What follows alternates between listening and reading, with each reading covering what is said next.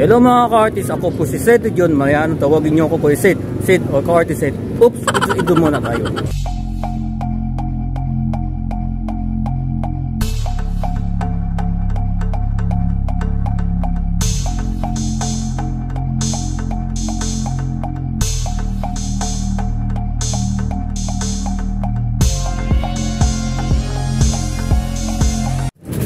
Hello mga ka-artist, ako po si Seth John. Ayan, tawagin niyo ako po si Seth o artist Seth.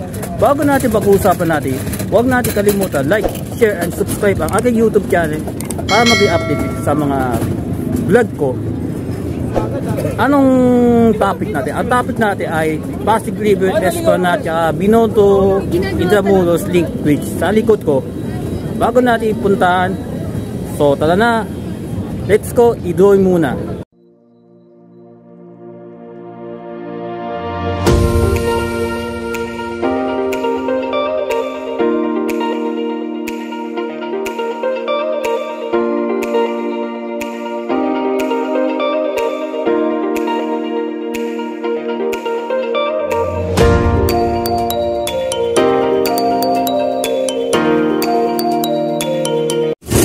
Sa ngayon, tapos na ang drawing na ito. Itong drawing ko sa Pasig River, Esplanade, tsaka Binondo, Intramuros, Link Bridge. Sa ito, nakakasama ko, naalala mo nyo ba sa vlog ko sa birthday ni paring Danmar, dating kaklas ko, Danmar Dayo? Huwag natin kalimutan ang aking best friend ko na si Danmar. Pakipollow kanya yung TikTok account niya at makikita anong content about. Ano yan? Politics tsaka mga music, pati mga wrestler. Pati yung iba, marami pang iba. Pati yung mga travel vlog kasama. Hindi ba yun? Yung mga sementeryo. Mga travel vlog. Pwede kayo pumisita sa kanya, sa mga interesado, sa mga gusto magpapalaw. Sa akin ang content ko sa mga about drawing. Ngayon, first time mga travel vlog sa mga simulan ng Bulacan tsaka Antipolo. At ito, pangatlo na to. May kasamang drawing. So tara na, pasyal natin. Let's go mga ka-artist. Diba, drawing ko sa Binondo, Intramuros Bridge, tsaka yung hagdan to, Pasig River, Esplanade. First time ko na nakapunta, tsaka sobrang ganda. Dati wala ganyan, ngayon lagi world class to.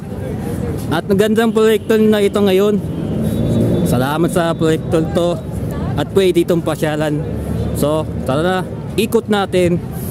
Kasama ko si paring Danmar Dayo or TikTok content creator. Let's go mga card.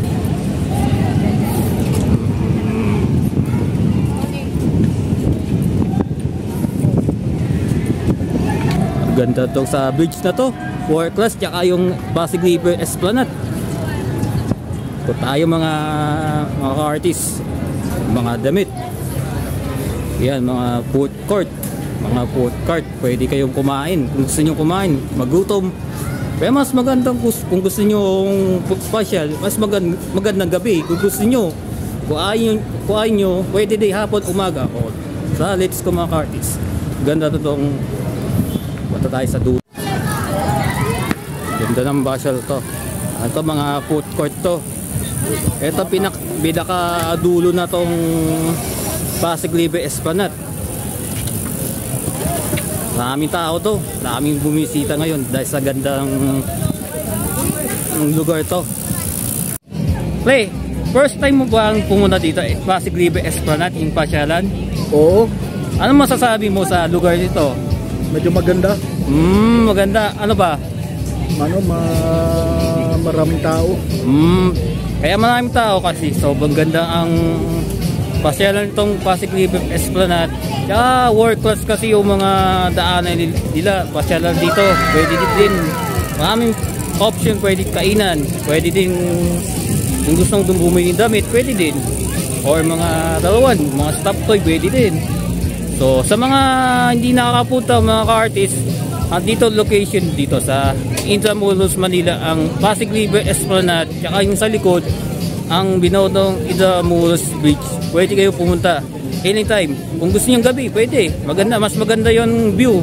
Kung gusto niyo umaga, hapon, mas maganda yung umaga kasi yung hindi hapon maraming tao. Pero yung umaga medyo kaunti. Mas ang suggestion ko, kung gusto nyo, mga hapon tsaka gabi. Thank you for watching mga ka-artist. Stay safe. Ingat palagi. God bless mga ka-artist. Thank you. Ingat mga ka-artist.